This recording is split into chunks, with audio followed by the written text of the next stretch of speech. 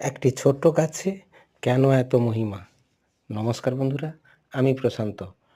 আজও চলে এসেছি প্রত্যেক দিনের ন্যায় ছোট্ট ছোট্ট টিপস দিতে, যাতে করে আপনাদের ভালো হয় এবং বাগানের গাছগুলিকে ভালোভাবে এরকমভাবে তৈরি করতে পারেন।